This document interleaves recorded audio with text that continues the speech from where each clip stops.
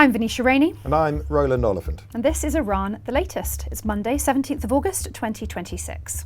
On today's episode, we're looking at the state of the war as the 60-day deadline to reach a permanent peace deal expires. And is Trump really considering using a nuclear weapon against Iran, as has been claimed? Plus, how the Iran war is souring relations between the US and South Korea. And we've got a dispatch from the West Bank after the American ambassador to Israel called settlers besieging a Palestinian village terrorists. Right, Roland, we're here after another weekend. Yeah. Today would have been the final day of the 60-day deadline from the Memorandum of Understanding. Do you remember talking about that? What feels like a million years ago? I think so. Signed back in June, the MOU that was contained this clause saying that the United States and Iran would commence talks to come up with a more systematic permanent deal within 60 days. It was either expires today or yesterday was the last day. Either way, it's over now. Yeah. I mean, both sides declared the ceasefire essentially over a couple of weeks after it started. So this MOU is technically dead, but I still think it's a good time to just revisit the state of the war and just take stock of where we're at right now. We had Iranian Foreign Minister Abbas Araghchi speaking on Saturday that there was no 60-day ceasefire, so couldn't be extended. He said what was declared in the Islamabad Memorandum of Understanding was the end of the war. The United States violated the memorandum, not true, Iran violated it too by firing on ships in the Strait of Hormuz, and the conflicts resumed. We did not have a ceasefire to extend. He said that they are still exchanging messages via Qatar and Pakistan, but he doesn't consider that active negotiations. And then separately, they are still in negotiations with Oman over the whole Strait of Hormuz issue. On the same day, we had Trump saying that he will turn the Hormuz Strait into a territory of the United States. One of his favourite things to bandy around. We've heard this as well about Canada, about Greenland. And an hour ago, and this just sort of speaks to, I think, the lack of strategic objectives that we've had from America here, Trump posted, the number one goal is, and always will be, that Iran cannot have in any way, shape or form a nuclear weapon. Thank you for your attention to this matter. I mean, that jumble of statements, where does that leave us now? Well, how can we assess 60 days on from this peace deal? I mean, we knew it had fallen apart, and so there's not much news there. I mean, Abbas Araghchi is more or less just stating the obvious when he says there's no ceasefire to be extended. We're still in this kind of limbo of the talks. So as you mentioned there's the discussion between Oman and the Iranians about opening Hormuz, but there's still no resolution. And a lot of it does come down to what Donald Trump just posted about. There are huge things in the MOU that were kind of brushed over in order to get it signed, including the mechanics of how these things were going to be resolved, including this whole question of the Iranian nuclear program. We don't think they have a bomb at the moment, but the question is, will they retain their right to enrich, so on, how would the inspections work? That's what we thought the 60 days was going to be spent hammering out. Instead, they've basically gone back to hammering each other. Well, I mean, hammering in a kind of desultory on-off manner. I mean, there's still fighting around. There was maybe we'll get to it later, but there were drone attacks on northern Iraq from Iran today. So fighting continues. No end in sight. I mean, we always knew that 60 days was an implausible amount of time to reach some kind of nuclear agreement. We always knew that. It took years to reach the 2015 JCPOA Iran nuclear deal. So we knew that wasn't going to happen within 60 days. But I think what most people were expecting, hoping for, is that some kind of agreement would be reached on the Strait of Hormuz. And it does feel like there was a real wasted opportunity here, and I do think Iran is to blame. At the peak post the Memorandum of Understanding in late June, I was looking this up, traffic was 55% back to normal. Okay, it's not ideal. It used to be 110 ships a day. That's around 50 ships a day, but it's pretty good. Yesterday, not a single ship passed through the passage of the Strait of Hormuz that was registered. They might be turning the transponders off. It's hit a 3-month low last week. The 5-day average was just 13 transits, according to Kepler data. We haven't got to this most basic of points of resolving this choke point, and I can't see how it is going to be resolved. Iran is saying they're still talking with Oman, but that the US is a spanner in the works, and they don't name the US directly, but they say malevolent parties that want the region to be in a state of conflict and chaos.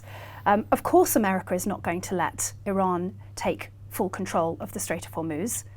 So we're still in this absolute impasse, aren't we? I mean, no progress has been made anywhere. Very little. No, I mean depressing. nothing to add. Yeah, I mean, I'm slightly. I mean, we've known this for weeks, though. You know, this is where we are, and it's the same as if it needs restating. The American position is they're not going to lift the naval blockade on Iranian ports unless Iran opens the Strait of Hormuz, and so on, and hence this Mexican standoff. There's some sense of the rising frustration, isn't there, potentially in Washington? So we had a quite bizarre statement from former Congressman Marjorie Taylor Greene, better known as MTG, used to be a Trump ally, now a fierce critic of his over this particular war. She posted on X, they are discussing using nuclear weapons on Iran in strategy meetings. She's talking about the White House, the Washington administration. Yes, you read that correctly. It's real. I'm not speculating. I know. And then she went on to say we shouldn't be using nuclear weapons. What did you make of that? Is that completely pie in the sky, or could it be something that the White House is contemplating? Well, I don't know whether she didn't source her story. No. She says she knows. Yeah. She might. I haven't been able to second source that, so I don't know. However, I think two things are telling. The first thing that's telling is that I didn't read that and think this is some crackpot talking nonsense. I thought maybe they are doing that, which I think tells you about how what they call it, the Overton window or something, has moved. Yeah, right? very true. I can imagine this discussion taking place. And then I started thinking about why would this discussion be taking place. And I think the most plausible idea is, let's go back to what Donald Trump said just an hour ago about this is all about Iran cannot have a nuclear weapon. Yeah. One of the sticking points for the Americans is resolving this nuclear question and what to do with Donald Trump used to call it the nuclear dust, but what he means is all the Iranian 400 kilogram, I forget how much now. 450 kilograms, something like that, yeah. We used to mention that all the time, and now it's gone out of my head, of highly enriched uranium, which is meant to be somewhere, and they've got it. Now, why might a nuclear weapon come in here? Because some of the really deep Iranian facilities where it's believed to be stored or is possibly stored or may be buried are too deep for American bunker busters. So you remember last year in Operation Midnight Hammer, America used the GB-57/B, right? The enormous mother of all bombs, so 60 meters long, 30,000 pounds. The bunker buster. The bunker buster, which is developed for this mission. It's meant to be able to penetrate around 60 meters into solid rock or concrete before it explodes. But Fordow, one of the deepest places, meant to be 80 to 90 meters underground. And then this war happened apparently because that hadn't worked, that strike. And now there's this place called Pickaxe Mountain, which we've talked about before on the podcast. Pickaxe Mountain is nearby.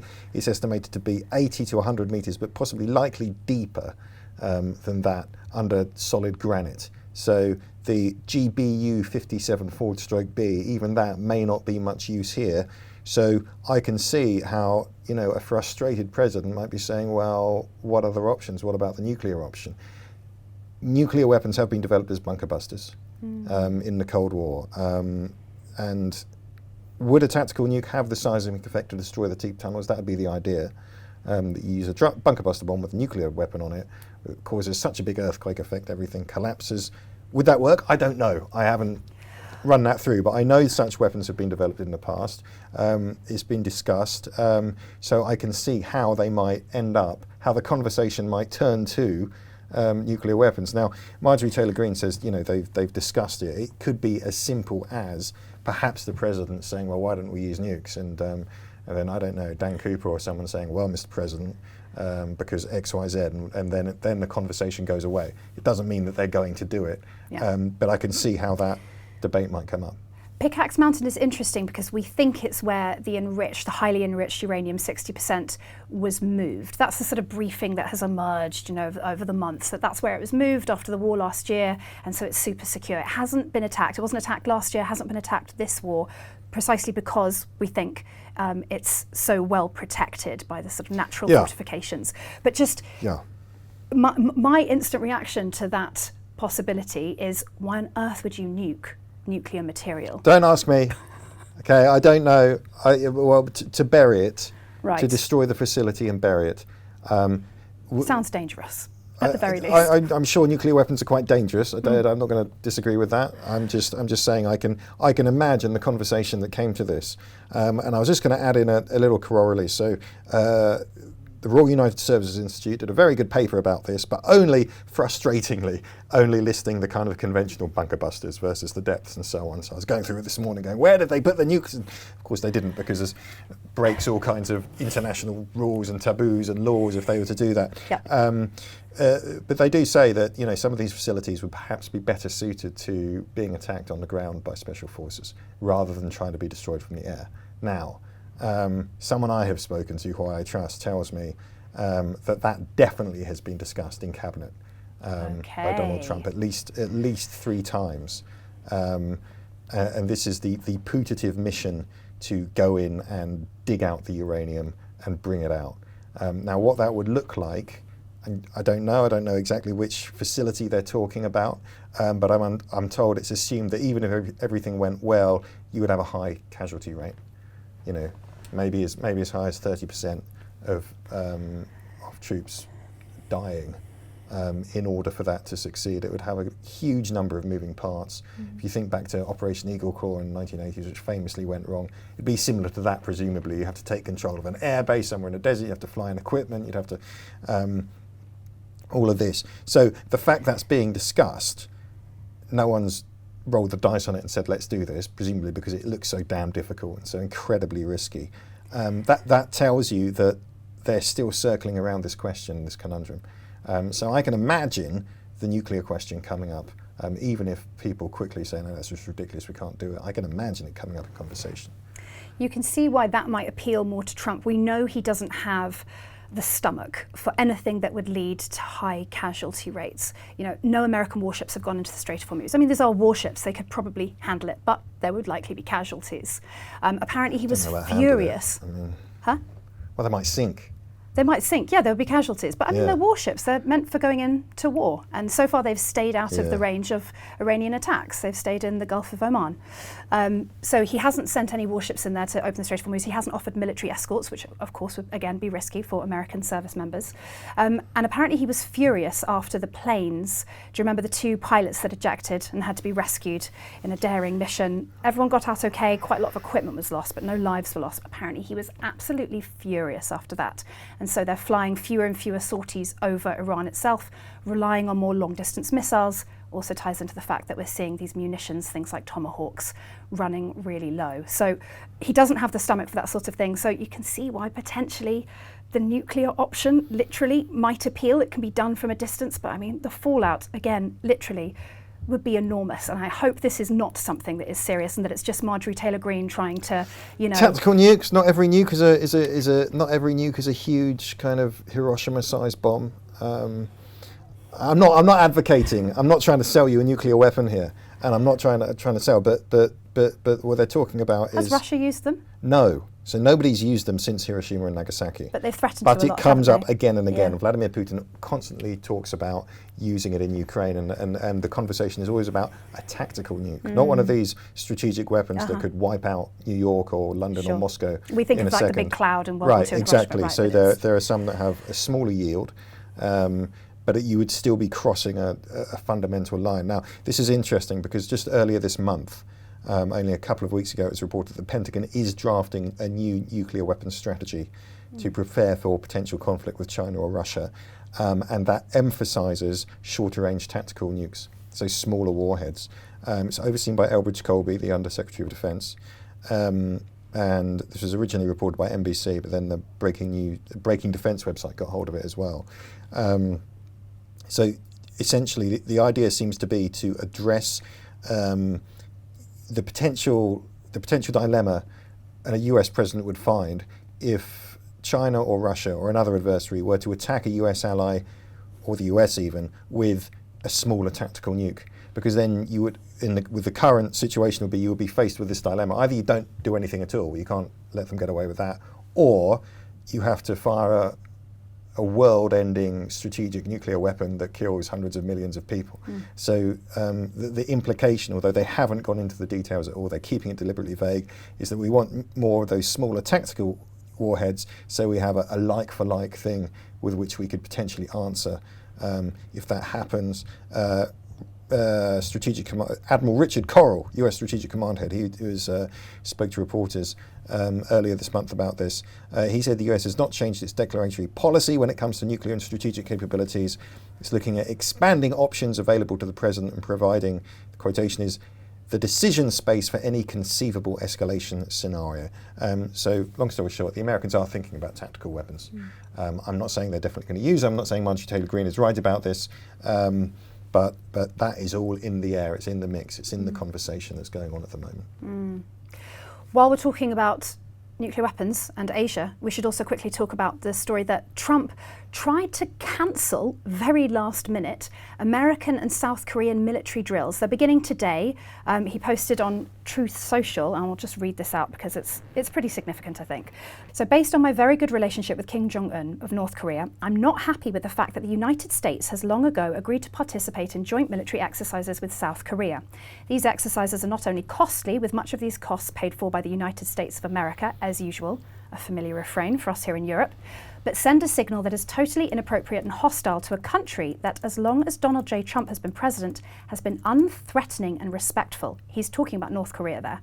Therefore, and based on the fact that it's too late to cancel, I've instructed Secretary of War Pete Hegseth to substantially reduce the joint military exercises. While, somewhat unrelated, and then in brackets he's got a question mark, I recently asked the President of South Korea if they would like to join us in the denuclearization of the Islamic Republic of Iran, and they said, no thanks. So he's clearly linking, there's clearly a punishment there, just as we've got very used to in Europe and all the NATO members, a punishment for not joining in his war on Iran or trying to reopen the Strait of Hormuz.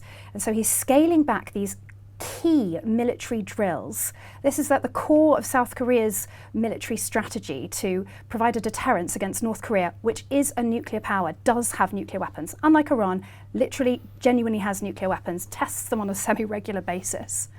And he's pulled back these military drills because he thinks North Korea's, he has a good relationship with him. I found that absolutely staggering when I heard that this morning.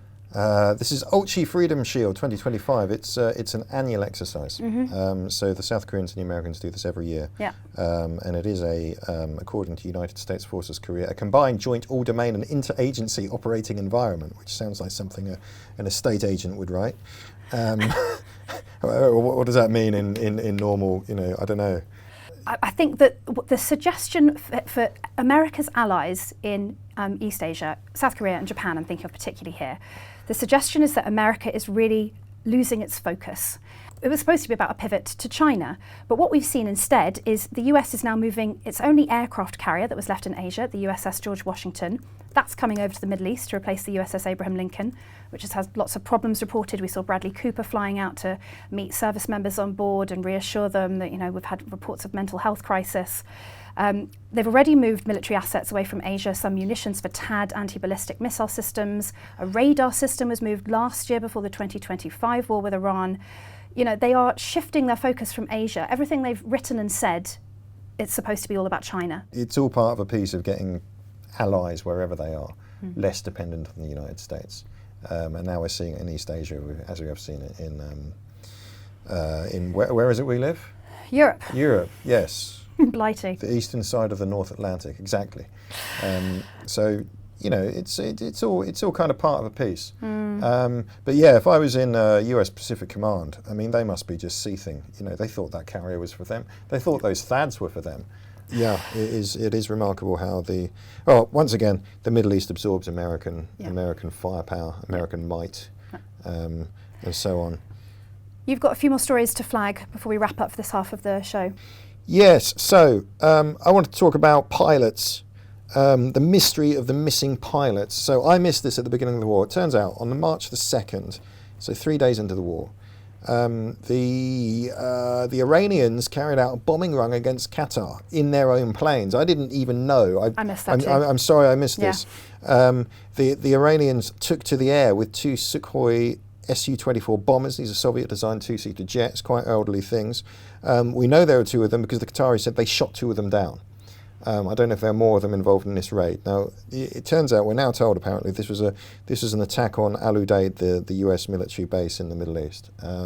So, first of all, quite interesting. I didn't know that the Iranians actually risked getting in the air and trying to fly their own offensive missions. The Iranians are now saying, remember these are two-seater aircraft, they're saying that they recovered the body of one of the pilots who'd been killed, but the 3 other crew members have been missing, and they're saying that they believe they're being held prisoner in Qatar. So Foreign Ministry spokesman Ismail Bakai said it's told a weekly press briefing it is imperative to obtain clarification on their situation. Until the pilot's situation is clarified, we consider them prisoners and will spare no effort to shed light on their fate. Qatar denies holding the pilots and said an invitation has been sent to Iran to be briefed on the details of the search and rescue operations in April, but the Iranian side has yet to respond. So maybe propaganda spin? Maybe. Who knows? Yeah, who knows? Okay, interesting. So that's an interesting one. I also wanted to flag a strike in Iraq, which I mentioned earlier. So 2 drones targeted the office of the Kurdistan Regional Government's Prime Minister in northern Iraq on Monday, today. No reports of casualties. But the KRG authorities, KRG being the shorthand for that kind of Kurdish autonomous area of northern Iraq, are quite explicit, saying these drones were fired from inside Iran. And another bit of violence down in Yemen again. We talked about Yemen last week. Yeah. It is heating up down there. The internationally recognised government, that's the outfit backed by the Saudis, nominally based in Aden, I think, at the moment. They say that the Houthis fired 6 ballistic missiles at the Red Sea port of Mocha on Friday, killing at least 4 civilians. There is footage of the attack. It shows several vessels, ships burning at the scene. The Houthis have confirmed this. They say they used ballistic missiles to attack what they described as a military build-up of weapons and warships belonging to Saudi-backed forces and what they called mercenaries. That's interesting. They've attacked that port quite a few times over the past few weeks. They have. They were attacking it last week. There. There is talk, as we reported last week, of the Yemeni civil war resuming at full scale. Whether or not that happens, we're yet to see, but that's what we've been told. And if I may finish off with an environmental story. Last week, an oil slick appeared in the Persian Gulf. I mean, I say an oil slick. I suspect there have been many more, given the number of tankers that have been hit and missiles flying around. But this is one that could be seen from space. It reached Qeshm Island. Okay. It's the longish island off the coast of Iran. Satellite images showed this dark elongated trail reaching the village of Shib Deraz, which is a fishing port on the southern side of Qeshm. It's also a breeding ground for endangered hawksbill sea turtles. And black deposits were reported on the beaches, according to the Iranian Students' News Agency, that semi-official outlet there. So, at the time, the Foreign Ministry cited preliminary evidence identifying a foreign bulk carrier as the source of the spill, which they said is completely cleaned up. The tanker tracker's OSINT account on X said that the spill actually appeared to derive from the Iranian attack on a bulk carrier called the Minoan Pioneer, right? Which was hit while in the Musan Dam governorate of Oman, and that the spillage then drifted across the strait over to Iran. Bakai isn't, that's not giving him any pause, however, because this morning he was at his weekly briefing demanding trillions of dollars in compensation for environmental damage from the United States. Environmental damage stems from US military presence and the wars it's waged in the region over the past 5 decades. He said. So they're the ones who've been attacking ships in the Gulf of Oman. A predictable blame game, and sadly, I mean, as we spoke with Kavan Madani over the weekend. An excellent episode. Yeah, go back and listen to it or watch it if you haven't seen it already. Looking at the environmental impact of the war, among other things. Obvious knock-on, massive knock-on environmental impact of the war. I think that's really where we are. I know you're going to speak about Israel and Hamas and Tony Blair and settlers and things like that with Henry Bodkin shortly. Yes. Let's move now to Jerusalem. Henry Bodkin, our Jerusalem correspondent, joins us down the line. Henry, welcome to Iran the Latest. I want to start with the news today. We've got President Donald Trump's Middle East envoy, his son-in-law, Jared Kushner, flying into Israel to meet with Benjamin Netanyahu. Yesterday, he was in Cairo and he met with the leader of Hamas, Khalil Haya. Quite an unusual meeting. Just give us the context of why Kushner has flown in and what kind of thing you expect to come out of these meetings. The context is that I think 2 weeks ago now, maybe 2 or 3 weeks ago, the Board of Peace, which is obviously this new body set up by Donald Trump in the wake of the Gaza war, agreed a framework deal with Hamas I shouldn't use the word disarm, but for Hamas to give up their weapons in return for process, a decommissioning, in return for the IDF withdrawing. There was still, as is always the case with Trump deals, there were lots of details to be filled in, but it was quite a kind of a solid framework for how basically to push forward the obligations that both sides made, that's Israel and Hamas made for the deal that ended the war last October. Israel immediately said it didn't like the deal, and last week Benjamin Netanyahu came out basically explicitly challenged Donald Trump and said, look, this does not work for us. This is not going to happen. Hamas needs to disarm completely before we withdraw. So the talks are in that context. Kushner and Tony Blair, actually, in his role as one of the sitting on the executive board of the Board of Peace, I think, were in Cairo yesterday talking to Hamas about it. Now, the briefings that were put out afterwards were that they were there encouraging Hamas, telling Hamas to start disarming, just saying kind of, look, why don't you make the first move? Why don't you get on with it? It's rare for a US administration official to meet directly with Hamas, obviously one of the most notorious terror groups in the world. But actually, the Trump administration broke that taboo during the hostage negotiations in 2025 and possibly even earlier. It was discovered that I think it was Steve Witkoff more than Kushner was actually holding direct talks. Or at least parallel talks directly with Hamas rather than through the kind of the mediators that were either Cairo or Qatar and the framework that was trying to get the hostages back, which enraged the Israelis at the time. There was suspicion that they were really trying to target the remaining US hostages. But anyway, so there is a precedent for talking directly to Hamas, and the whole deal that was the 20-point Trump plan that was arranged last year and that Israel signed up to. Kind of the premise of it is that Hamas is not the defeated party, but that it is a party in the negotiations going forward. Yes, it has to give up its weapons and ultimately its leadership has to leave. But so the talks are in those contexts, and today they've moved on, Kushner and Blair, to Israel.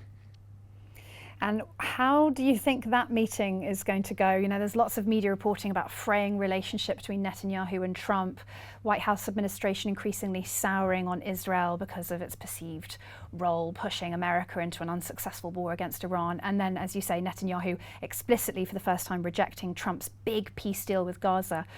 So how do you think that meeting is going to go? What's the Israeli media saying? Look, I mean, so yes, I mean, the context is that Netanyahu is essentially defying Trump, his great ally, and as far as the Americans are concerned, that Israel should just sign up to this because it's within the framework of what they all signed up to last year, the 20-point plan.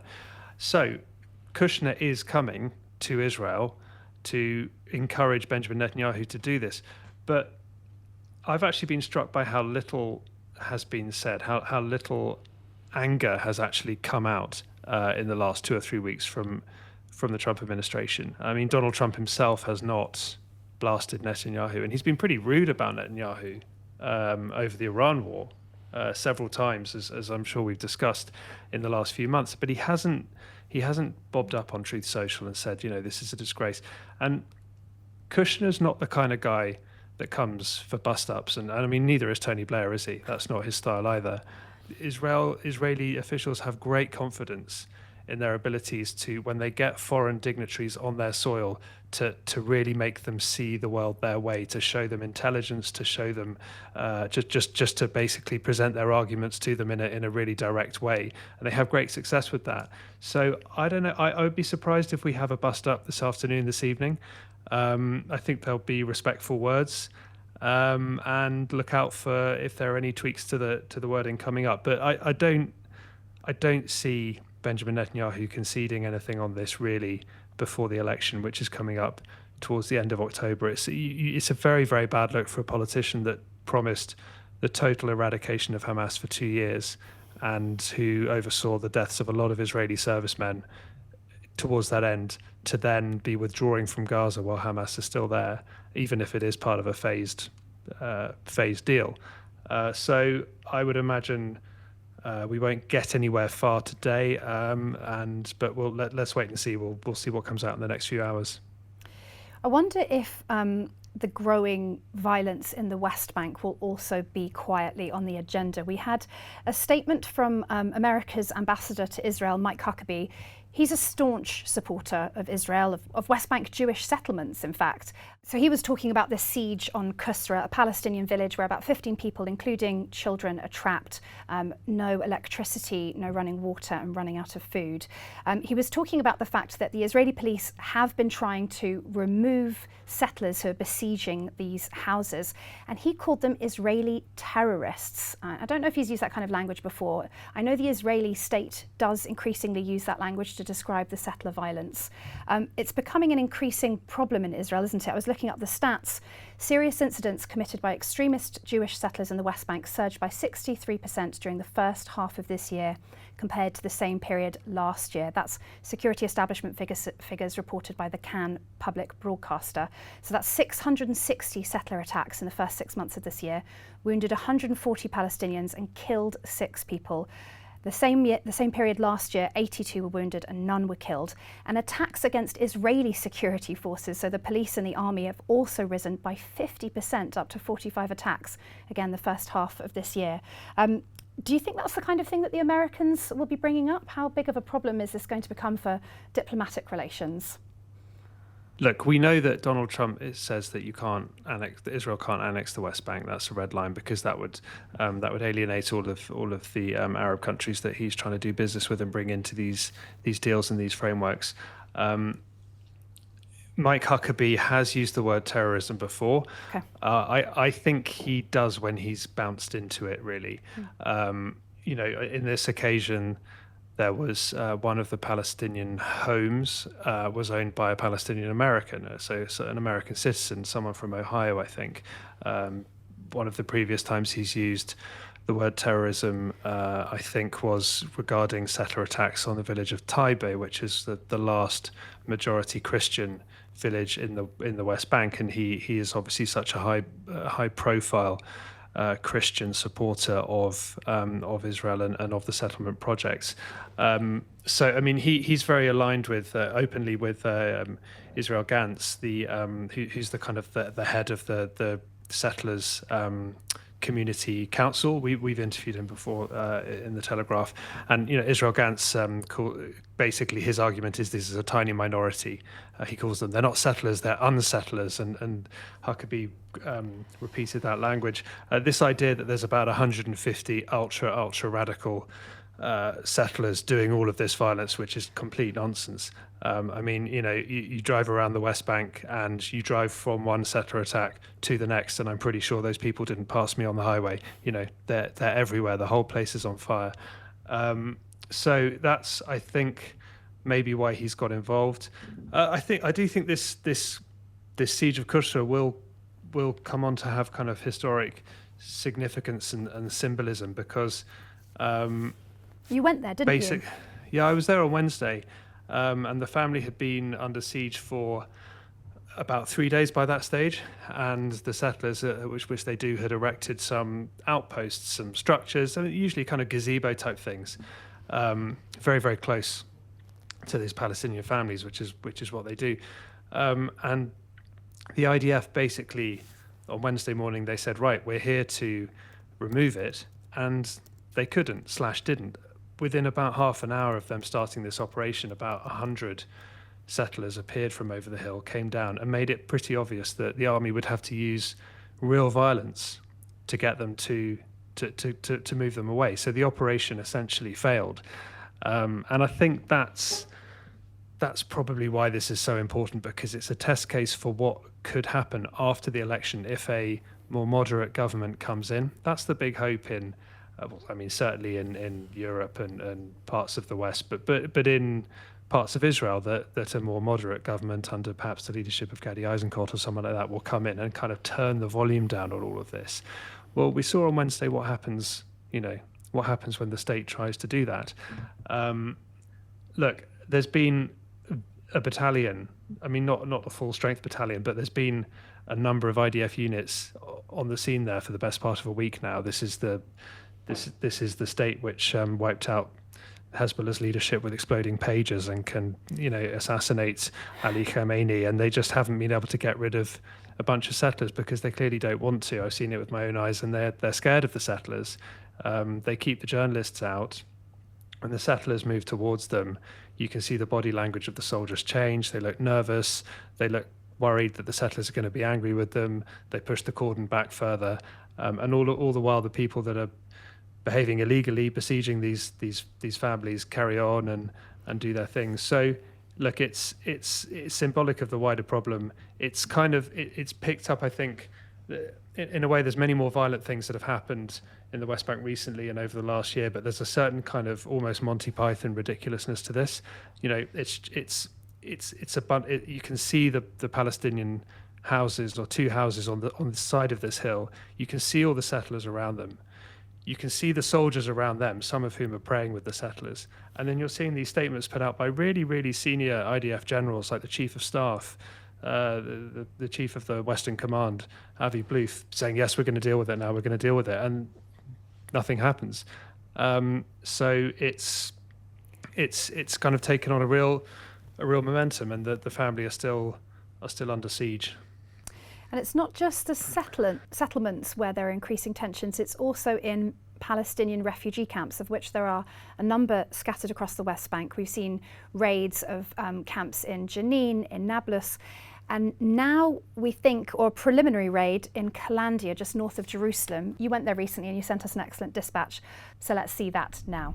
I'm standing here in Kalandia refugee camp, which is one of the larger refugee camps in the West Bank. It's not far from Jerusalem. All day people have been telling me about a massive IDF raid that took place here last week. لوين بدك توصل يعني مش فاهم. يعني لو في مثلا زي ما انت بتحكي ارهاب ومشاكل، بقول ماشي يا عمي، في مشاكل، في ارهاب، اوكي، فيش شيء. انت في عندك هدف، شو هو؟ يوم بتسكر علي 3 ايام. خبز بعرفش اطلع اجيب. بني ادم يا زلمه، الكلب اذا عطش بيشربوه. The army came in first thing in the morning. They set up firing positions on many of the roofs. They turned a few houses into temporary interrogation centres, and they detained lots and lots of mainly young men for reasonably short periods of time, took them into these interrogation centres, and we have spoken to some who have told us that they've been savagely beaten while in there. The IDF have gone now, but it looks like they're going to come back. They've left lots of demolition orders. Kalandia is not like some of the other refugee camps in the West Bank in the sense that it doesn't have a big history of violent extremism, and yet the IDF seem to be treating it like they treated Jenin about 18 months ago, Tulkarm, where ultimately these huge populations that have been there for decades and decades since the start of this conflict were evicted and have forced to find a life elsewhere. خلقنا عشان نعيش مش عشان ننطاخ. يعني أنا مرة كبيرة مكتحة إجوا علي ما خلولي وأنا مش عاملة لهم إشي. ربنا هو خلقنا عشان نعيش، عشان نتمتع بالحياة، مش عشان ننقتل. بدنا نعيش، بدهم أولادنا يعيشوا. فيش ولد يلعب، فيش ولا في بحر ولا في منتزه ولا إشي. مطمسين عيش. People here don't know exactly why what happened last week happened, but the suspicion is that it's all to do with the Israeli election, which is coming up towards the end of October, and various candidates in Benjamin Netanyahu's governing right-wing coalition trying to make a name for themselves, trying to look tough by threatening to clear out another refugee camp in the West Bank at a time when tensions, because of all the violence that's happening with settlers out in the country, could not be higher. Why is Calandia being targeted, Henry, and what was it like being on the ground there? So look, the fear on the Palestinian side is that they're going to be cleared out for a political gambit, essentially, for an election gambit that will appease or please certain parts of the right-wing vote in Israel. After there was a fatal incident near the village of Tel about 3 weeks ago, where an Israeli settler and then an Israeli soldier were killed, along with 4 Palestinians.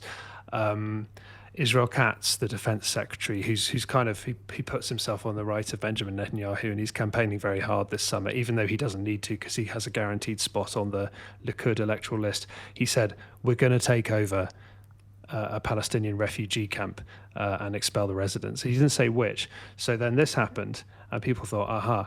Now, so the context is that the Jenin refugee camp, Talkaram refugee camp, and Nur Shams were basically the residents were forcibly expelled back in early 2025. Lots of demolitions, things like that, and the fear is that the Israelis are kind of widening the road to allow really big military access straight from their territory into the refugee camp, which is exactly what happened with Jenin. So it's basically they're waiting. The Israelis were there for 3 days, and then they left, and they think they'll be back. Henry Bodkin, our Jerusalem correspondent, thanks very much for joining us on Iran the Latest. That's all for today's episode. We'll be back again tomorrow. Until then, goodbye.